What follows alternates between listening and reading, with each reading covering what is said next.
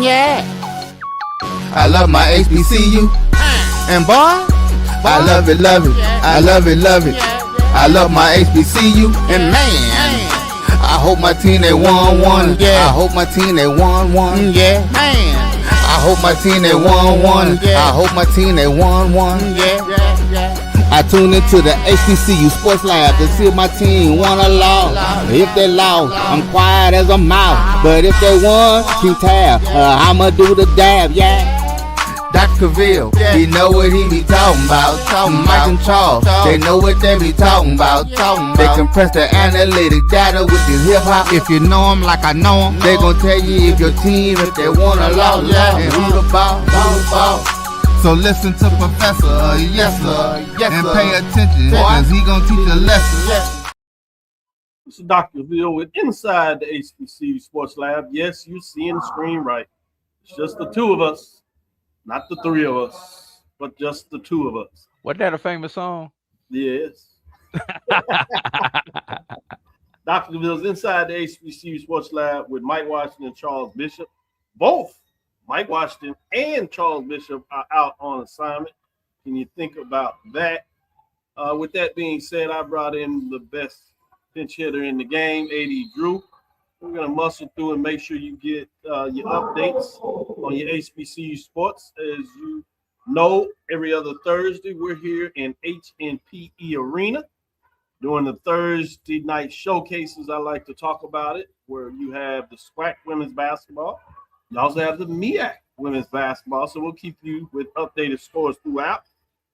And I'm here live in the arena, as I said, getting a glimpse, if you would, from the suite, President's Suite here at Texas Southern University, with the Later Tigers hosting Southern Jaguars. This is a big matchup, as we said on Tuesday, for both of these teams. Currently, it's 0-0, 8:47 left in this first quarter, as it just had tipped off. Also, as we get into it, show a glimpse at the court so they can see that we are honest with our analysis. Give you a little update and let you know as Texas Southern is going to the line, if you would, to shoot two with 8:47 left in the half. As we're giving these scores, we'll keep it up there, and then we'll go back to us. Howard, Delaware State. Howard is up 34-29 with 10 minutes left in the third. That probably is not surprising to anybody. But the big one, I'm going to tease it out a little bit. So we're going to go to North Carolina Central hosting Morgan State, where the Eagles are up 30-23. That's 5:30 left in the 5:38 left in the second quarter. The Cotton State, South Carolina State tips off later at 6 o'clock Central Time, so it should be tipping off right about now. The game everybody wanted to keep their eyes on was that Maryland Eastern Shore hosting Norfolk State. Still a good one, 24-20, 8:37 left, third quarter. So a lot of defense in that game, as you can imagine, with just a score of 24-20. Let me give you an update in terms of SWAC, as many of the games here have just tipped off, but we'll give you those updates. You have Alabama State hosting Mississippi Valley. They're up 4-0 with 8:16 left in the first quarter.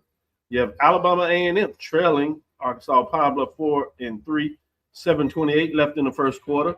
This is a game both you and Charles said watch out for, keep your eyes on it. So we will do just that. Bethune-Cookman at Jackson State is 0-0 with 9:56 left in the first quarter. Grambling at Prairie View. Grambling is up 6-2 with 7:05 left in the first quarter. Texas Southern did hit the free throw, 1 of 2, so they're up 1-0, 8:26 left in this first quarter. FAMU and Alcorn State tipped off now, but there's no score in terms of that game. With that being said, A.D. Drew, welcome to all our lab listeners in terms of episode 781 of Inside the HBCU Sports Lab radio show and podcast, a show that's covering the sporting HBCU diaspora, all things HBCU sports for institutions large and small, from the NAIA to the NCAA. We share insights and information on the HBCU sports culture. HBCU athletic aesthetics facilitate the story of HBCU athletic programs in the business of HBCU sports. I'm your host, Dr. Kenyatta Cavil, along with my co-host, Mike Washington, Charles Bishop. We're filming from our home studio, in this case, my home work establishment, H&P Arena, sending a signal live to KQH 1230 in the studio. It's the Texas Radio Hall of Fame, multi-Hall of Fame Ralph Cooper in the beautiful home of Texas Southern University from Houston, Texas. With that being said, 80 Drew, how are you doing today? One of them days, Doc. One of them days, but I'm here. I'm here. That's all I'm gonna say. Update 26-25. UMES 640 remaining at third. Ooh-wee. That should be a good one. Yes. You know, one of the news out there, and we've seen this kind of play out a couple of times, so it's always hurt hard. Even those fans that like to pick on Jackson State. Johnny Thornton wanted to know if we were talking men or women. So Men, all those women, scores yeah. that Dr. Cavil and I just gave of on the women's side, Johnny. Sorry about that. Yeah, no, I'm glad that you broke that up. As you know, Thursday is the showcase for the women. Saturday is the double headers, and then Monday for the men. That's both NEAC and SWAC. Thursday, you do have the OVC, which is a double header. You have women's and men's. And then you have the men in terms of the CAA, which is A&T and Hampton if they're playing, as well as Saturday. Their women for the CAA play on Friday and Sunday, just to give you the schedule updates. That'll change near the end of the year because you'll have a couple of doubleheaders trying to make sure they get their full games of conference games in and then give them some time to rest before they go into the tournament. So you'll see Thursday night games that will actually have both men's and women's the last 2 weeks of the season. We got a little time to talk about that. As I was saying, I want to get into the Jackson State urge to seek new stadium. We've seen this before, and while we may push and joke with Jackson State, you know, it would be really nice if they would get the support from the state necessarily to get it done. But there's a Jackson City Councilman, Kenneth Stokes, who's adding a new urgency to the long-running debate over the future of Jackson State football hall. It died down recently, but he's tying it directly to the University of Mississippi's medical center plans for a major cancer center expansion. We've heard a little bit about that from a lot of folks in Jackson, particularly related to Jackson State, talking about the fact that part of the reason they were able to push the idea of a new stadium is that the medical center folks want the land associated with the current stadium that Jackson State plays in, Mississippi Memorial Stadium. And for those who don't know, the stadium is pretty much adjacent to the hospital there in Jackson. So it absolutely makes sense what you're saying. Exactly. So the comments had land and the momentum has already been building at the Capitol. Mississippi Rep. Robert Johnson reintroduced House Bill 117. It seeks $40 million in state seed money for planning, design, and early construction stages of a new Jackson State stadium. The appropriation is set to take effect July 1st, 2026, if approved. While the stadium conversation has often centered around tradition and game day atmosphere at the vet, Stokes' framing shifts the discussion towards broader public priorities, specifically UMMC's ability to expand without cutting corners. UMMC has publicly been raising money towards a new, roughly $250 million cancer facility. It is described as a major step in improving outcomes in a state that faces some of the nation's toughest cancer metrics. Mississippi Veterans Memorial Stadium, which opened in 1950, is owned and operated by Jackson State. It's long been a landmark for Tiger football, but competing needs around the surrounding property have repeatedly surfaced in stadium discussions, including past entrants from UMMC and redevelopment options. It goes a little further into detail, as you know. AD, what are your general thoughts? Do you think, for whatever reason, this time it can get pushed through, or this is another unfortunate opportunity where, you know, there's an opportunity, in my perspective, that the state and city could do the right thing legislatively is supporting, you know, perennial institution in its program in the state regards to what they bring to the table. Most recently, in terms of the economic uh, framework that they bring, or is this case where people are going to find a reason just not to get it done? Well, when you consider why they want the land, for with the land being used for medical purposes, it kind of gives a sense of urgency. And we know state of Mississippi, when it comes to things such as health disparities, are always at the bottom of the list. So for that reason alone, I support personally, I would support the expansion. But if you're going to expand and displace Jackson State, what is the plan? This looks like the start of the framework of a plan, Dr. Cavil. But that $40 million still leaves a lot of questions out there for me. And who's going to foot the bill for? Because the $40 million is not going to get it done. Everybody, $40 million does not buy you a new stadium in today's age. And a couple of things. Yep. Where is the stadium going to go? Is I know the thing in the past has been, let's get the stadium on campus, and if that's the case, fine, so be it. But when you move that stadium on campus, what about the infrastructure? Because Dr. Cavil, you've been to so many of these stadiums that we've got in this on one little corner of the campus, and getting to the stadium, egress and egress from the stadium is so tough because all it is a two-lane road that takes you in and out of out of those stadiums. Well, if you only drawing 10,000 people, we might be able to work around that. But when you're leading FCS in attendance, such as Jackson State does, that needs to be a serious consideration as far as where you place it and what additional funds are going to be needed to support the infrastructure, roads in, roads out, sewer, plumbing, all electrical grid, all that stuff. And who's going to foot the bill for that? Does Jackson State foot part of that bill? Does the city? Does the county? Does the state? Can you get some federal help on that? Those are some of the things that you look at. Plus, last thing, and I'll turn it back over to you, Dr. Cavil. We are seeing stadiums move from just a place where we do at our level 4 to 5 games a year to becoming more entertainment or mixed use That's a stadium district area. Yeah, high ranch district. Yeah. So what can we do to, because building a stadium today in 2026 just for 5 games does not make economic sense, Dr. Cavil. So what other uses can we get out of it? Can we attach some dorms to it? Can we attach some classrooms? Can we attach some labs? Can we attach a food court? What can we do to get people in there more than just 5 days a year plus graduation and a couple track meets or whatever, soccer or whatever else you do? And will that facility be kind of open to the community doing non-football games?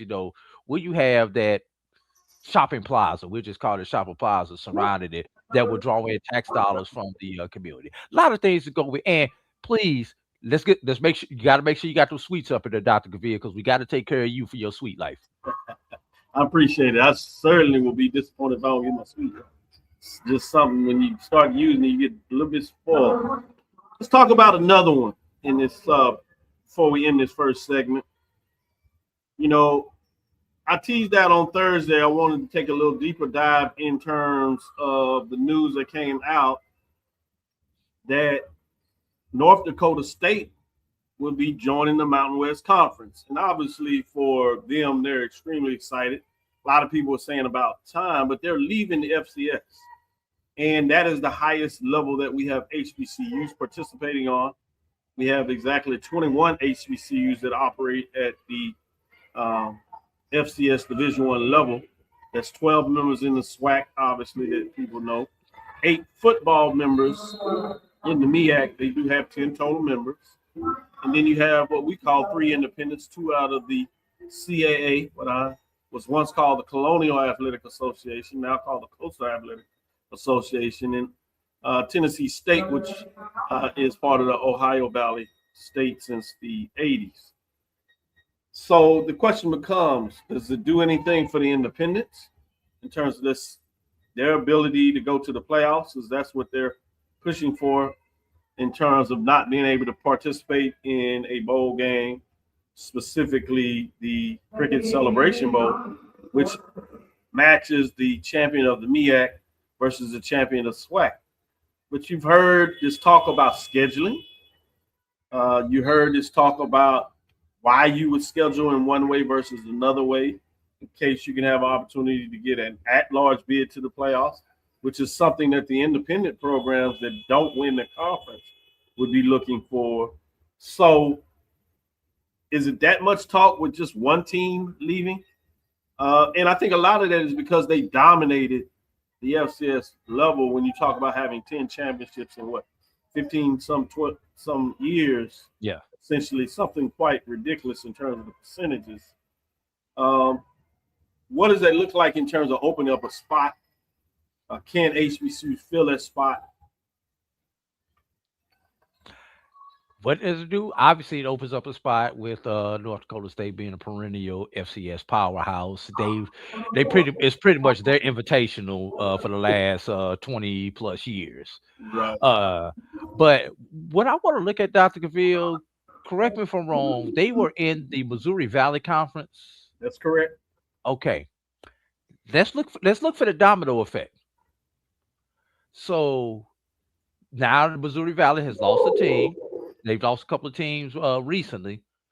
Now the Missouri Valley is going to go and try to poach some teams, or as you say, conference churning for survival. Yep, good point. Tennessee State, you need to be prepared. They've already raided the OVC to the point where the OVC had to merge with the Big South for football.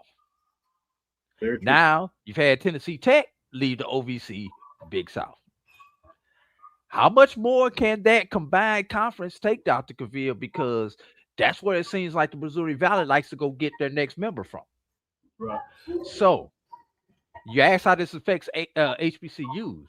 Tennessee State, I think, is the one that's going to feel it first, because should the OVC Big South fall apart, Tennessee State, where are you going to land?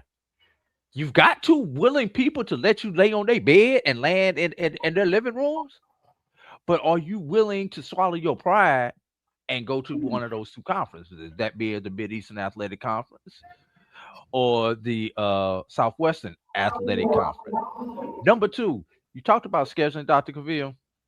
Have you paid attention to the schedules and the differences in the schedules that have been released thus far between the SWAC and the MEAC?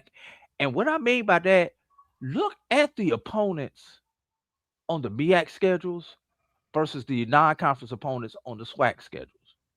From what I've seen thus far, Dr. Cavil, all the SWAC teams look like Celebration Bowl or bust with their schedule. No schedule that I have seen thus far leaves any room, should they not win the East or the Western Division, for them to get it at large, because everything is either FBS for checks or D2 NAIAs in those non-conferences. The MEAC teams have built their schedules thus far where they can still possibly get it at large, because they do have a number of FCS teams that they play. And part of that we know is geography, Dr. Cavil. So, those are the two things that it kind of brings up to me with the discussion that we're talking about right now. Very true. I would say there's the one exception in the SWAC, which is Prairie View, one of the first ones to release their schedule, and they have no D2s on the schedule. And the two FCS they have, at least at the end of the last year, were FCS top 25, so they're likely to be top 25 as well. So that's the only example where you, to your point, where you see a schedule that would be in position if they win both of those games. Certainly, even splitting those games may put them in a good position if they do not win the Western Division. But I think for the most part, and even greater than for the most part, there is a bullseye on making it to the Celebration Bowl or bust, regardless of schedule releases, what's on the schedule. But I did want to tip a cap to Prairie View because I think it was very purposeful the way they did the schedule. Let's take our first break. Great discussion. Let's come on the other side. We're going to get into the men's mid-major rankings in week number 6. We'll be right back after this next break. From cancer care to accidental injuries to cardiac care, we all know that there are times that you can't control what happens in your life. But with Globe Life Family Heritage, you can be prepared to weather the storm when it comes. Call Dr. Beverly Eagle Rogers at 877-300-8269 or visit the website at globelifefamilyheritage.com. With over 25 years of serving communities, Dr. Beverly Eagles Rogers is here to help you and your family through difficult times. Dr. Beverly takes pride in Globe Life being one of the few companies that returns 100% of premiums to clients that stay healthy. So for more information, call Dr. Beverly Eagle Rogers at 877-300-8269 or visit the website at globelifefamilyheritage.com. And we have to fund our kids in these colleges, and we have to make sure our kids have seats in these colleges. And what about HBCUs? You mentioned. Absolutely. You got to fund them all, and you've got to make sure they're properly funded. You know, the real reason why I went after Comcast and Charter, it didn't have anything to do with my cable networks. It didn't. What happened was a gentleman wanted to do the Black College Sports Network in partnership with the HBCUs. And Comcast did not accept it. And that would have made a lot of money for these black colleges. Absolutely. And it would have educated the Black College Sports Network. This is what he wanted to do. That would have educated a lot of black kids. And when they didn't do that, that's when I came off the bench and said, okay, I'm going to light you up like a Christmas tree. Okay? That was the real reason why I got into it, was when I saw what happened with the Black College Sports Network, which I don't own. I just knew. Why didn't you buy it? I just knew. I just knew that these black. I like that talk. Right? I knew that these black colleges were going to benefit, and these black kids were going to get the education that they deserved and not have to pay. Compress the analytic data with your hip hop. If you know them like I know them, they gon' tell you if your team, if they wanna lose, and who the ball. So listen to Professor, yes sir, and pay attention, cause he gonna teach a lesson. This is Dr. Mills inside the HBCU Sports Lab. As you see, we have a live look-in at the game, and Southern is pulling away early in this first quarter. They are up 24-13. So the Jaguars came to Houston with something to prove on their mind, and they're getting it done early. We'll keep you updated to let you know what that's looking like, and it is again, 24-13 with 9:29 left in the first quarter going on there. Second quarter, going on there quickly. FAMU is up over Alcorn 18-14 in the first quarter. Alabama State is up over Valley 26-16 in the first quarter. Alabama A&M is up over Pine Bluff 21-9 with 9:10 left in the second quarter. Bethune-Cookman is up over Jackson 14-6, 150 left in the first quarter. Grambling over Prairie View 27-24, 8:48 in the second quarter. This is one that Prairie View is going to get probably at home. This is the one they need to keep their eyes on. We'll see, as at least is close early in the matchup. And Southern, as I said, is up over Texas Southern 24-13 with 9:47 left in this first quarter. We can quickly give you some MEAC updates. I know that one's hot on people's mind in terms of that Norfolk, Maryland Eastern Shore game, and it's still a good one. 33-36. 33. 117 left in the third quarter. Central is still up over Morgan State, and they stretched it out a bit, 41-26 at half. Howard is up over Delaware State, 51-43 at 9 minutes and 3 seconds left in the fourth quarter, I should say. Coppin State is up early over South Carolina State, 16-5, 9:14 left in the second quarter.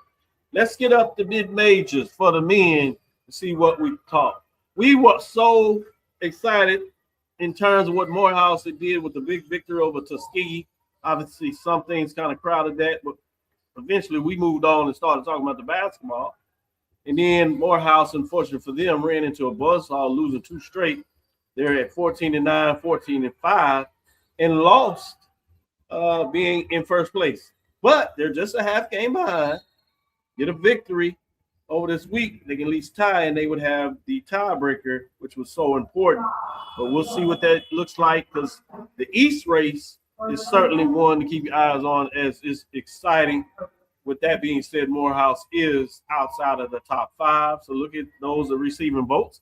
Morehouse is still there. 14-9, 14-5, as we said, 35 points just outside. Although Clark Atlanta leads them in the standings, Clark Atlanta is behind them receiving votes. 17-6, 14-5 with 24 points there. Actually, Clark got a victory after you did that, Dr. Cavil. Which is the half game lead. Which is the half game. So 18-6, 15-5. Good point. Which probably would have pushed them ahead of Morehouse and Bodie if it took place after the fact. So I'm glad you staying on top of it there, Drew. Stillman Tigers, 14-9, 9-2 as we proceed with 23 points. Florida Memorial Lions solid at 17-8, 9-4, 16 points. And Arkansas Baptist, the Buffaloes, still in the mix. Not a huge conference schedule, but they do sit 13-14, which is certainly a solid schedule, 2-1 with 14 points. Let's get in the top five to see who jumped in there. We got those Fayetteville State Broncos are rolling 15-6, 9-2, 37 points were not ranked as they are in the 5 spot in week number 6, bringing us to number 4. And at the 4 spot, we have Miles Golden Bears. Need to make that update. Keep wanting to call them Rams. They're not going to be too happy about that. We do have it right in the standings there, Golden Bears, 16-5, 14-5, 44 points. They move up a spot. They should be happy about that. Bringing us to number 3 in the rankings is Tuskegee. The Golden Tigers sit at 17-5, 16-3, 53 points, and they slide up a spot as they are now number 3, previously in the 4th spot. And number 2, Langston Lions, 19-4, 14-3, 4 first place votes, 68 points. They stay in the 2nd spot as they are rolling, closing in to see if they can find a way to get a regular season championship and make a run in the tournament. And certainly at this point, an NAIA tournament run may be one that we look at as well. At number 1, we have none other than the Virginia Union Panthers. Only team on the men's side with 20 victories. They have 21 to be exact. 21-3 is their overall record. 10-2 in the conference. 6 first place votes, 79 points, and they remain in the 1st spot as they just continue to play some really good basketball. With that being said, Drew, what are your thoughts in terms of the top 5 or the entire rankings for that matter in week number 6? Obviously, I have to start off with my disappointment, but deservedly so that Morehouse is outside of the top 5, especially in a week-to-week poll. When you lose 2 of your 3 games that week, it's kind of easy to justify the slide. Now, makes for some interesting. We're gonna start with the teams on the screen, Dr. Cavil. Okay. We've got a 3 versus 4 matchup on Saturday. I like it. As Miles travels to Tuskegee to face you got the Battle of the Golden Tigers versus the Golden Rams. Miles cannot catch Tuskegee on Saturday, but they could damn sure make it interesting by defeating the Golden Tigers. And we talked about the 6-7 matchup according to your poll, Dr. Cavil, with Morehouse and Tuskegee facing off of each other. The winner of that game will pretty much be in control of the SIAC East. Good point. So the good thing is, everybody, whichever one of those games that you choose to watch, and I know which one I would want you to watch, you can get them both on the SIAC network on this Saturday. So great that we can bring this content to you, and it's very easy to access. The only drawback to the SIAC network where I like the SWAC, where I like SWAC TV over the SIAC network is because SWAC TV has an app, and SIAC network is still web based. They haven't got to the point where they can add the app yet. But all you gotta do is type in the URL into your Safari or Chrome on your phone, and you still good, Dr. Cavil. Very true. Great point when you break down the difference between the two, and still how easy it is to access the SIAC in terms of what do you want to get done. With that being said, let's take our next break. We'll come back on the other side and focus on the major division and get in a little discussion on what Drew thinks about the top five at that level. We'll be right back after our second break. For over 30 years, HBCU Image has been more than just an apparel store. We've been a movement, a statement, a legacy. We celebrate the pride, the purpose, and the culture that make historically black colleges and universities legendary. Whether you're a student or a lifelong supporter, our gear lets you wear your HBCU story with confidence and style. Because when you wear HBCU Image, you're not just wearing clothes. You're wearing culture. You're wearing pride. You're wearing purpose. HBCU Image, a Kenny T's company. From cancer care to accidental injuries to cardiac care, we all know that there are times that you can't control what happens in your life. But with Globe Life Family Heritage, you can be prepared to weather the storm when it comes. Call Dr. Beverly Eagle Rogers at 877-300-8269 or visit the website at globelifefamilyheritage.com. With over 25 years of serving communities, Dr. Beverly Eagles Rogers is here to help you and your family through difficult times. Dr. Beverly takes pride in Globe Life being one of the few companies that returns 100% of premiums to clients that stay healthy. So for more information, call Dr. Beverly Eagle Rogers at 877-300-8269 or visit the website at globelifefamilyheritage.com. Are you hungry for authentic Caribbean food like jerk chicken, oxtail, red snapper, shrimp, tofu, and rasta pasta? Well, find your way over to Mango's Caribbean Restaurant, 180 Auburn Avenue, right next to Royal Peacock in downtown Atlanta. Them belly full, but we hungry. Mango's Caribbean Restaurant, open daily from 11 a.m. to 10 p.m. And on Friday and Saturday, we're open till 4 a.m. Come to Mango's and put some spice in your life. Oh, we've got a good thing going. Mango's Caribbean Restaurant, 180 Auburn Avenue, right next to Royal Peacock in downtown Atlanta. For more info or directions, call 404-698-3992 or log on to mangoscaribbeanrestaurant.com. For instant coupons, text MANGOS to 313131. Tell your mama hungry, papa hungry, brother hungry. Mango's Caribbean Restaurant, authentic Caribbean cuisine. Open up the door, tell your mama hungry. You're looking for the latest information on Southern University sports, the Southwestern Athletic Conference, and HBCU athletics. There's only one place to go. Tune in to the Carlos Brown Show, exclusively on the Black College Sports Network. Compress the analytic data with your hip hop. If you know them like I know them, they gon' tell you if your team, if they wanna lose, and who the ball. So listen to Professor, yes sir, and pay attention, cause he gon' teach a lesson. Let me give you another update here in the H&P Arena. Texas Southern is still down. Hadn't been a lot of scoring since we last talked, and they just scored a bucket as you see there. So now the score is Southern 24, Texas Southern 17 with 4 minutes and counting left in the second quarter. In terms of other scores, Tennessee State is playing tonight. They're at South Indiana. They are trailing 55-43 in that matchup, and it is the end of the third. This get you back into the MEAC, give you an update of that hot score. Norfolk State has taken the lead. They are up 42-40.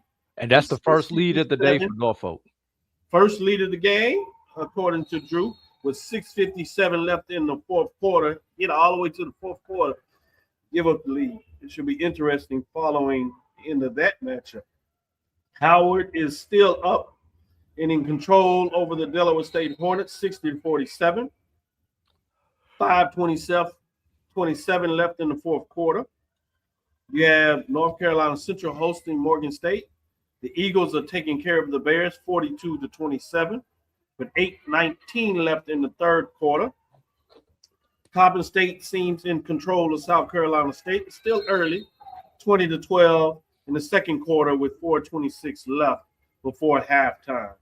And in the rest of the SWAC, we have FAMU at Alcorn State. The Braves have now taken the lead in that contest. They're up 23-18 with 4:59 left in the second quarter. You have Alabama State up over Mississippi Valley State as the Hornets host the Delta Devils 34-23 with 3:30 left in the second quarter. You have Alabama A&M dominating Pine Bluff. We said keep your eyes on it. Bulldogs had other things on their mind, and they are up 36-16 with 3:55 left in the second quarter. Bethune-Cookman is pulling away from Jackson State 20-8 with 7:25 left in the second quarter. Grambling is now in full control at Prairie View, 41-31 with about a little less than a minute left before halftime. You have Texas Southern trailing Southern now 26-17 with 3:15 left, and I should say actually 27-17 with 3:02 left as I look at the Jumbotron here in the H&P Arena. With that being said, AD, let's get into the major division on the men's side and see what happened over the week in regards to what the top five looks like. Well, we know one thing, all the top five teams are still in the poll rankings because nobody dropped out. But let's look at those receiving votes where it is very crowded with a lot of those teams out of the SWAC. You have a solid Howard Bison team with the winning records at 5-3, 4-9. But you have the Southern Jaguars that got 2 games at home, had a close one, even taking it in overtime and had to come back, but they got it done. So they're up 7-4 in conference race, 37 points, solidifying that third position at this stage of the conference race behind Bethune-Cookman and a surprise to some, UAPB. With that being said, Alabama A&M Bulldogs are at 6-5, 30 points. They were able to get some big wins over the past week. You have Jackson State Tigers that have bounced back, and they're at 6-5 with 26 points. Florida and the Rattlers are still in the mix as well, 6-5 with 21 points in terms of what they get done. Let's look at the top 5 in this race now. At number 5, North Carolina Central, the Eagles. They were number 2. They split this weekend. Tough one. They're still 5-2 and solid, but they did fall 3 spots. They have 59 points as they come in this week number 6 and number 5. Let's look at number 4 in the rankings. Tennessee State Tigers sit at 10-4. They slide up a spot. They had 2 big wins. One of them they dominated, as you do it to a team that was winless. They treated them just that way and made sure they stayed winless in the OVC. They improved to 10-4 in the conference race, sitting at 68 points. More importantly, in terms of our power ranking, they moved up. Sneaker Shop Talk, you know he likes this. Good evening, Dean. Professor Drew in the HBCU family. See a little bit more of Sneaker Talk as his Tennessee State Tigers, at least on the men's side, are solid. You know, his chest is out there a little bit more these days, AD. But I can't blame him. With that being said, let's get in number 3. UAPB Golden Lions. We talked about them sitting in the second position in the SWAC. 8-3, very solid campaign this. Some people are still not believing in the Golden Lions, but they don't care about everybody else. They're doing their thing, 87 points, and they move up a slot this week as they took 2 in the conference standing to continue to improve and move up the rankings.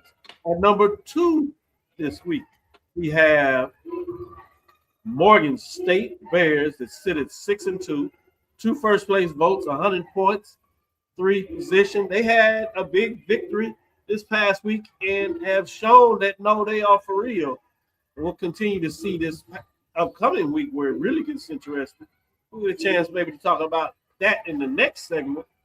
But before we do that, let's look at number 1. Number 1 remains number 1. second consecutive week was Bethune-Cookman Wildcats.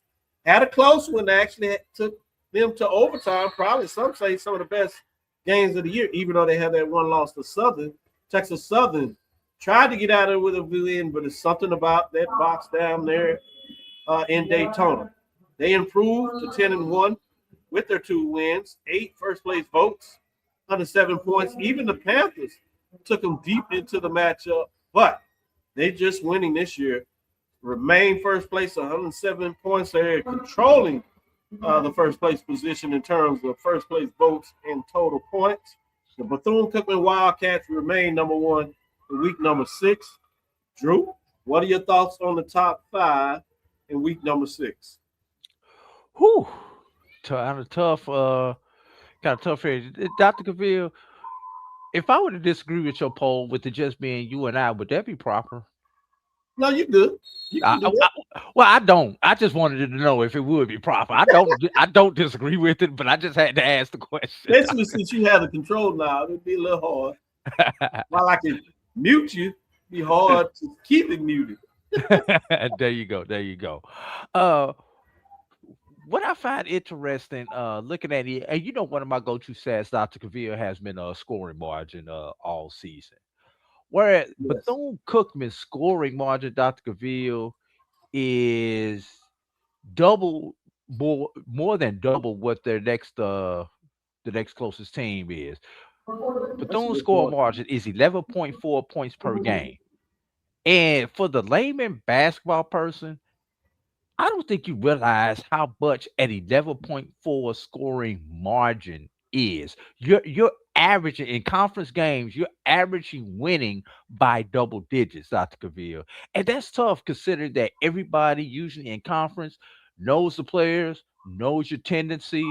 You get your film, and there's a lot going on. For you to be winning your games by double digits, that's a shout out to the coaching staff over there on the beach and those players who are over there on the beach. By the way, number 2 in scoring margin, ironically, Dr. Cavil, Arkansas Pine Bluff at 4.5. So, but now here's the anomaly, Dr. Cavil. When you look at the BAC, right? Howard, 12.6 scoring margin in conference games, Dr. Cavil. Where they at in your top 5? They're just outside. They're number 6, so they're not there. They are not there. Whereas North Carolina Central are tied at number 2 with only 2-point scoring margin difference, which means they're winning the close games. Right. Howard, with their record, when they win big. But when they lose in the close games. That's what that tells me when you're at a 12.6 scoring margin. It's either win big or lose a close one. So we saw that this Monday. It was out of conference game where they went home and had Yale on the ropes. Yale gets a desperation 3, pretty much at the buzzer, and takes it in overtime and then pull away. To your point, can't pull off those close games, whether it's non-conference or conference this year. Yeah, and Tennessee State, I don't know, Dr. Cavil, they might be doing something special over there in the OVC. My question to you, Dr. Cavil, SWAC. Is it Bethune or bust for the SWAC as far as that? I mean, if anybody else comes out on the men's side besides Bethune, Dr. Cavil, the way they've been playing, will we as SWAC throw your fandom aside for your particular school? We talk about conference overall. Will we be disappointed if Bethune doesn't win this the way they've been playing ball this year, Dr. Cavil? Oh yeah, particularly if you just love good HBCU basketball, they've really played well. They got a couple of key non-conference wins. They represented the SWAC, the win, I believe, over South Carolina State. Have some other non-conference D1 wins, and they have gotten better over the season. And they've been able to push people out and win close games, both on the road and at home. So it tells you they're able to win in a lot of different facets. They can push the ball up and down the court in a high-scoring contest.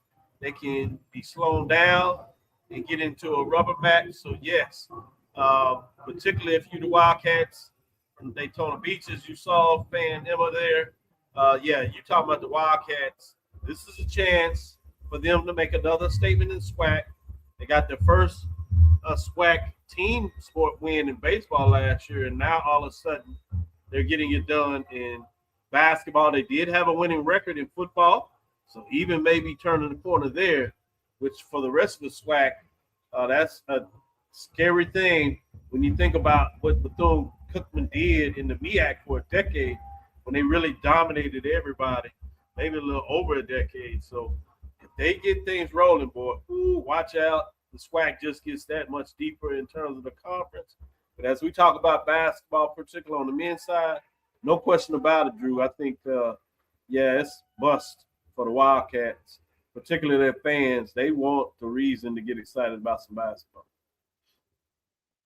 Yeah, I think it's gonna really be interesting. I'm gonna be honest. Outside of no, they be real. I don't want to see a Cinderella this year in the SWAC. I really don't. I want to see I want to see Bethune in that championship game. Right now, I haven't identified who I want to see as the other opponent, but this is not the year where I'm really looking to see a Cinderella in the SWAC because the way Bethune has played ball this year, especially the way they could dominate inside, outside, from behind the arc, and everything else, they look like a team that could, especially if they could get off that 16 line, which they probably aren't. But if they can get off that 16 line, Dr. Cavil, they look like a team that could get one in the tournament. I agree with you. I don't think they're going to get off that 16 line. It would be nice. But, boy, I sure would take a Bethune-Cookman Tennessee State first four matchup if we had to do it that way. Let's keep our eyes on that. Let's take our last break. We'll come back on the other side and give you some of these scores at halftime. And then we'll give you some matchups to keep your eyes on the men's side of things coming up Saturday for the doubleheaders and then on Monday. Anything else, Drew? When we come back, there is one question from the chat from the first segment, and I think we need to just touch on. Let's do that when we open it up, and then we'll get into some of those matchups. Let's take our last break and do just that on the other side, Drew. This is the Dean of the College of HBCU Sports, Kenyatta Cavil of Dr. Cavil's Inside the HBCU Sports Lab with Mike Washington and Charles Bishop. Come mix it up in the lab where the course lecture is in session every Tuesday from 6 o'clock p.m. Central Standard Time on Facebook Live, YouTube Spreaker, or the BCSN app. As we discuss all things about the HBCU sports culture, including exploring the week that was in the sporting HBCU diaspora, as well as the upcoming week of HBCU sports. With me, the Dean, the College of HBCU Sports, on Dr. Cavil's Inside the HBCU Sports Lab with Mike Washington and Charles Bishop. Course lecture dismissed. It's never too early to plant the seed, to share the tradition, and instill a sense of pride in your HBCU with your little ones. HBCU Pride and Joy Children's Boutique helps you share your school spirit with a wide selection of adorable kids' apparel and accessories officially licensed from your favorite HBCU. Visit hbcupridejoy.com and follow us on all social media at HBCU Pride Joy on Facebook and Twitter. When it comes to professional learning, teachers deserve better. From the leader in online learning, Stride brings you the Stride Professional Development Center, an on-demand library of mobile-friendly courses that gives teachers choice and flexibility, allowing them to learn anytime and anywhere. Our dynamic courses provide bite-sized learning and help educators advance their knowledge while also gaining professional development hours. It's time you take charge of your learning. Visit us today to get started. For over 30 years, HBCU Image has been more than just an apparel store. We've been a movement, a statement, a legacy. We celebrate the pride, the purpose, and the culture that make historically black colleges and universities legendary. HBCU Image, a Kenny T's company. Compress the analytic data with your hip-hop. If you know them like I know them, they gon' tell you if your team, if they want a lot, and who the ball. So listen to Professor, yes sir, and pay attention, cause he gon' teach a lesson.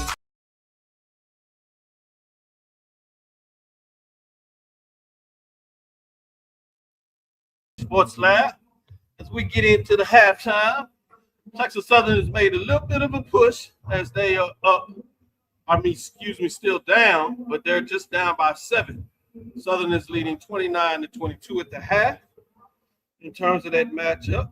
As we get into more of those scores for the SWAC, let me give you the rest of those as you have Alcorn State leading FAMU at the half, 29-26. You have Alabama State leading at the half, 39-30. You have Alabama A&M that continues to dominate UAPB, 44-18 at the half. You have Grambling up over Prairie View at the half, 43-31, and 49 seconds before half, you have Bethune-Cookman leading Jackson State 29-21. Let's go into the OVC, give you a final there. Nope, still 4:10 left in the fourth quarter, but South Indiana still controls that matchup as they start to pull away a little bit, 67-51 against the Tennessee State Tigers in that matchup. In terms of the MEAC, what's going on there? You have Norfolk State holding on at Maryland Eastern Shore, 55-51, 32 seconds left in that matchup in the fourth. Boy, it should be fascinating going down the stretch there. I'm sure there's a lot of noise going on in that arena for that matchup.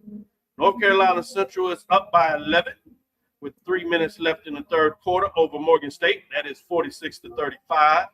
You have Coppin State at the half over South Carolina State, 33-16. And you have Howard in a victory over Delaware State. It has gone final there, 68-51 as the Bison take down the Hornets of Delaware State. So with that being said, I know there was some discussion that you said we needed to look into. Let's talk about that because you talk about the CA, Hampton and Howard are not. Hampton and North Carolina A&T are not playing the men's games tonight while the rest of the conference is putting in games. What you got? All right, this question comes from EA. This is what we were talking about. The scheduling with the teams, Dr. Cavil, and EA asked this question: if you're unable to host first round, so what about scheduling for the playoffs? Yeah, good question. I think that's an excellent point. That if you're going to go to the playoffs, I do think you need to have the mentality that you want to host. Now, my question is, does it make sense to host in the first round, even though teams in the first round at home tend to win, when you're not probably going to have a significant home crowd because that's Thanksgiving weekend? And regardless of what we want to believe or whatever, we're still culturally in a position where we celebrate with our family. And outside of the Turkey Day Classic, which is regionally wise, it's still just based on, Alabama State and Tuskegee that come to that game. Pretty good matchup in terms of the fans that get out. They pretty much fill the stadium. And it's a 50-year tradition. Everybody know where it is, where it's coming. Obviously, you have the Bayou Classic, which now is nationally, if not global, some perspective where folks come home, come back to New Orleans. A lot of folks now have their Thanksgiving on Thursday, and they spend the rest of their weekend celebrating HBCU culture. You're asking a group of individuals, mostly African-American Black, that talk about family for Thanksgiving, and then to go to a game that's playoff-wise. They don't know necessarily who they're playing. Oftentimes, if you're not hosting, to your point, it's going to be a road game. Even if it's at home, can you pack the stadium, and do you get your value of why you would want a home game? Second round, though, if you can get through that first round, I think that second round is something different. To me, that's where you spend your money to seek the host. Now, it goes up, but that's the round to me where you have a little more chance to get a little bit of that money back, if you would, for crowd attendance. And so I'm fascinated. There may be a couple of teams that are able to get significant attendance, but I'm not even sure they're going to get that Thanksgiving weekend. What are your thoughts, Drew? Uh, good points you brought up, Dr. Cavil. And I think about the first round. You talk about can we get fans to come out for the first round to justify the cost? Dr. Cavil, can you get staff to show up to deal with the fans who may or may not show up? Because everybody has Thanksgiving plans, Dr. Cavil. Let's be real about this. Staffing the game that time of the year is going to be tough. You mentioned the second round, Dr. Cavil. Would you want to be a SWAC or BAC team hosting the second round, going up against the Crickets, or going up against the SWAC championship game? Would you want to be another SWAC team that will be going up against the SWAC championship game, which is the second round of the playoffs? Let's think about that, Dr. Cavil. Then you go to the third round, you're up against the Cricket Celebration Bowl. So while what you propose in theory is good, I didn't add on the SWAC championship game. I didn't add that component. So you're right. That makes it even more difficult. Yeah, BAC opponent, baby. Particularly if the team having the home game, let's say it's Alabama A&M, and Alabama State is hosting the SWAC championship game. Oh, no, Dr. Cavil, let's be real. If it's anybody and Jackson State is hosting the playoff game, anybody else in the SWAC and Jackson State is hosting that second round game. Yeah. Oh, I mean, anyway, just some things to think about. So I'm gonna be honest. But Dr. Cavil, here's my other point. In order for us to host the second round, that means we have to build a schedule that will even allow us to be in consideration. Oh, no doubt. For hosting the second round. If you are seeking that, you do have to have a strong schedule. And then part of that, the challenge you have is even if you have a strong schedule, you still need help with your conference having a strong schedule. And I don't know if that's fair for the rest of the SWAC to have everybody on the same page. The other thing that I've noticed about follow FCS, while it's supposed to be a year-to-year analysis, there is some bias internally for folks on that committee that look at teams' past playoff performances. So if you're a perennial playoff team, you're going to get the benefit of the doubt. And if you're a playoff perennial team, you're more likely to bid higher on hosting the game because you've grown a tradition, which we've seen on the opposite side, about hosting games, and your fans know what that looks like. They kind of plan their Thanksgiving around participating in the playoffs and hosting a game.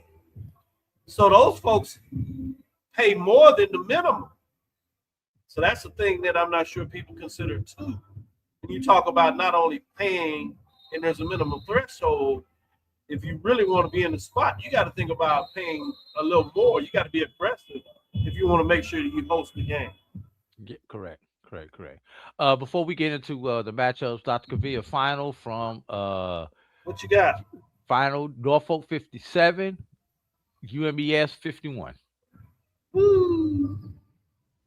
Be interested what people are saying about Maryland Eastern Shore. They do have a big one on Saturday where they get a chance to bounce back. But it's on the road. And I was going to say, you're right, it's on the road, so it's just as tough. After Howard is playing really well, we saw the victory that they just put up, so they're going to feel very comfortable about themselves. But that Saturday matchup becomes even more important for Maryland Eastern Shore now after that loss at home against Norfolk State. With that being said, let's look at some of these men games. Let's start in the MEAC in terms of your thoughts here. Well, I'll do this. I'll give you the Coastal in terms of the men for Saturday. No Hampton or A&T playing. So let's go to Tennessee State. Remember, they have a game today, so it'll be interesting to see what that looks like because they're squarely in the hunt. They tip off at 7 o'clock. That game is on ESPN if people want to check that out. They're at South Indiana. That's a Division II team that moved up a couple of years ago. They are struggling a little bit, if you would, in terms of just 2-12 in the conference race, 5-18 overall.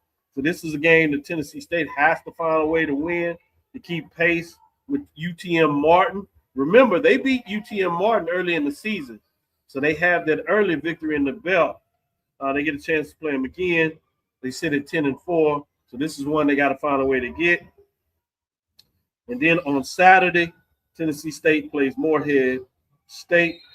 Now that's a team that sits 9-5 in the conference standing.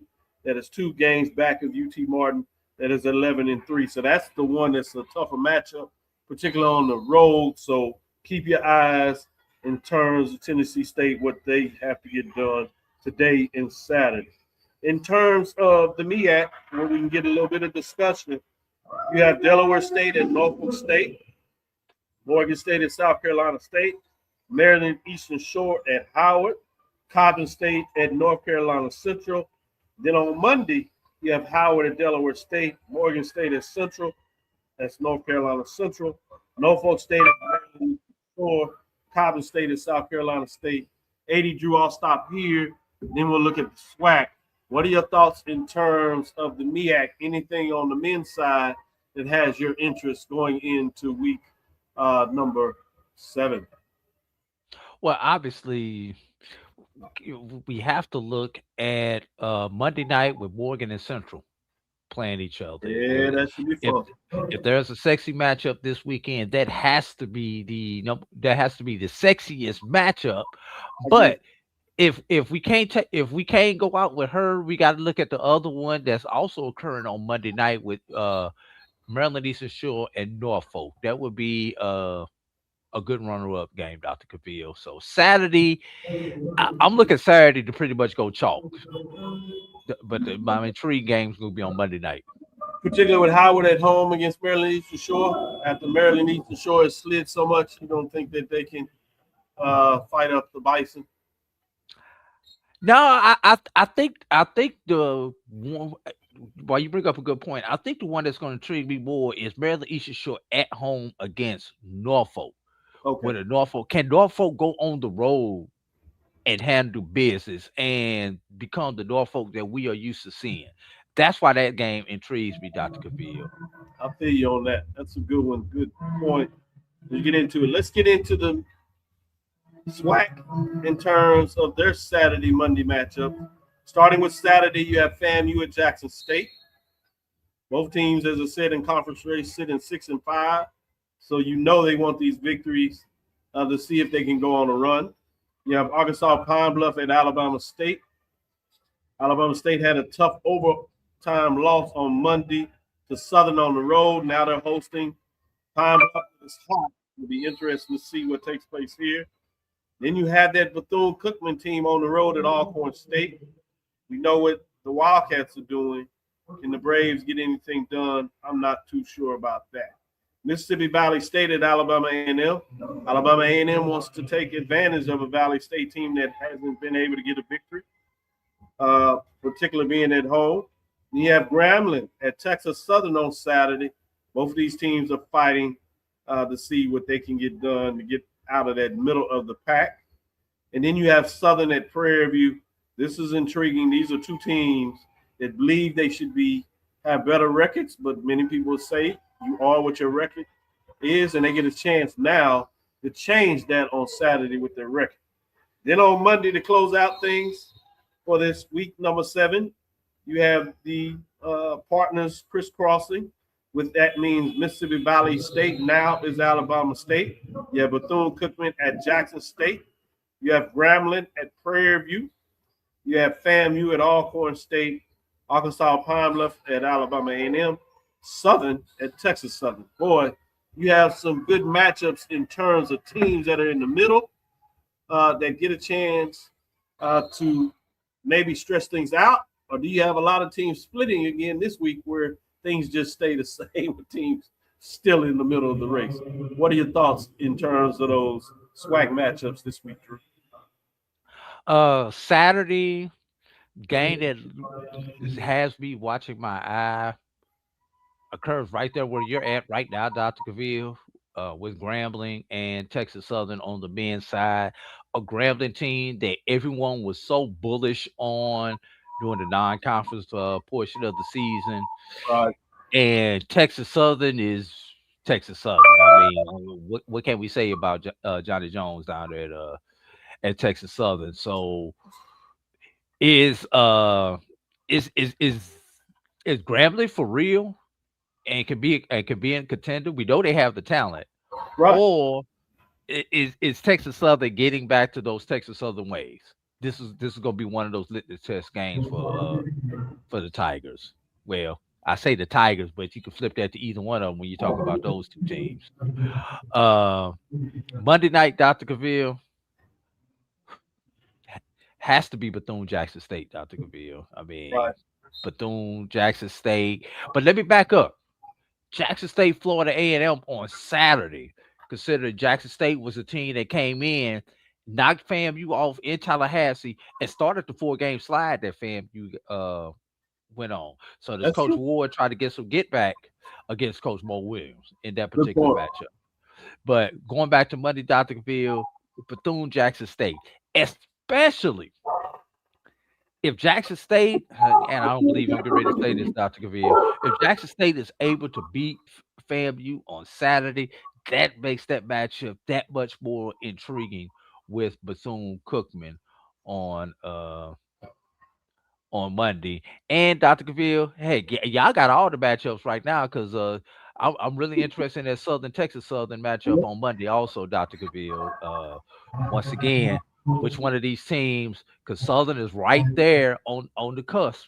So a statement victory by either one of these teams it could really vault these teams into good positions for the playoffs.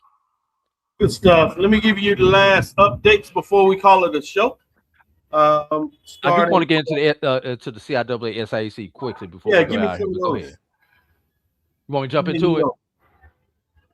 Well, unfortunately, CIAA, everything Saturday, it should be pretty much chalk games, Dr. Cavil. Johnson C travels to Fayetteville, Shaw travels to Winston, Elizabeth City travels to Virginia State, Claflin on the road at Livingstone, Union travels to Bowie and Bluefield State, to Lincoln, PA. Pretty much chalk games as far as I'm concerned, Dr. Cavil. Nothing really intrigues me right there. But let's go to the SIAC, Dr. Cavil. And remember, a few weeks ago, we were talking about using these holiday weekends for those rivalry matchups. Well, SIAC got it right. Listen to this lineup of matchups on Saturday, Dr. Cavil. Clark travels to Morehouse. We say travel, they really can walk across the street. Uh, Central State travels to Kentucky State. Plain State, nice. Allen travels to Benedict. Once again, walk across the street. Street, through the fence. Yeah. Lemoyne and Lane. Miles travels to Tuskegee. Edward Waters travels to Savannah State. The only one out there that's not a rivalry matchup, Dr. Cavil, is Albany State traveling to Spring Hill. That's So good. I like it. I like it. SIAC got it right on a holiday weekend, Dr. Cavil. No doubt. No doubt about it. Really good. I like it. Yes. So let's get in these scores. It's heating up here, I will tell you that. But we'll save the score for you. We got FAMU knotted up on the road at Alcorn State, 34-34 with 7:05 left in the third quarter. You have Alabama State at home taking care of business against Mississippi Valley State, 43-32. You have Arkansas Pine Bluff just getting beat up by Alabama A&M on the road, 54-30 with 15-14 left in that one. The Tigers have gone on a barrage of 3 to close up the game. Again, I'll teach you with that score shortly. Let me give you Bethune Cookman. It's up over Jackson State at 29-25 at the half. And you have Grambling opening up even a wider Whoophead stick with the score of 61-38 with 3:36 left in the third quarter. And right here, you have a barn burner with Southern just up 35-33. Jaguars had went up 9. And then you had Texas Southern hit 2 threes.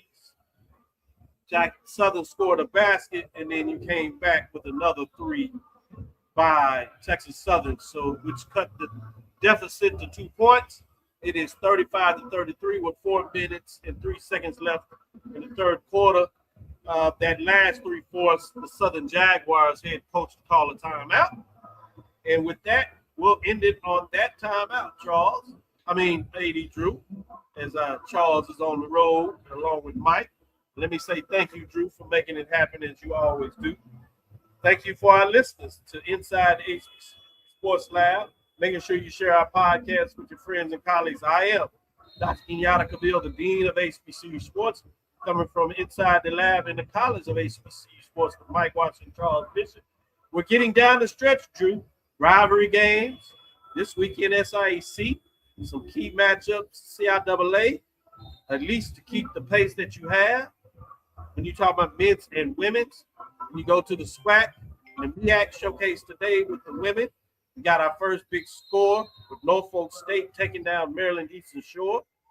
And you got some barn burners going on in the SWAC, but you have Alabama A&M, who leads the women's side, making a statement over Pine Bluff. But we have some key matchups on the men's side, so keep your eyes on those games. Again, I want to thank you for listening to Dr. Bill's Inside the HBCU Sports Lab with Mike Watts and Charles Bishop every Tuesday and Thursday, 6 o'clock Central Standard Time. We look forward to next week as we will discuss the latest news in the lab. I'll get to watch my 4-wall TV next week, and we'll have the show from the office as we start to close things out. Follow me, Dr. Kenyatta Cavil, on Threads, Facebook, Instagram. That's DrKenyattacavil. That's Inside the HBCU Sports Lab 1 on Facebook. Inside the HBCU Sports Lab on YouTube. Dream big. Continue to move forward. We will talk with you soon. Course, Drew. Lecture. Dismiss.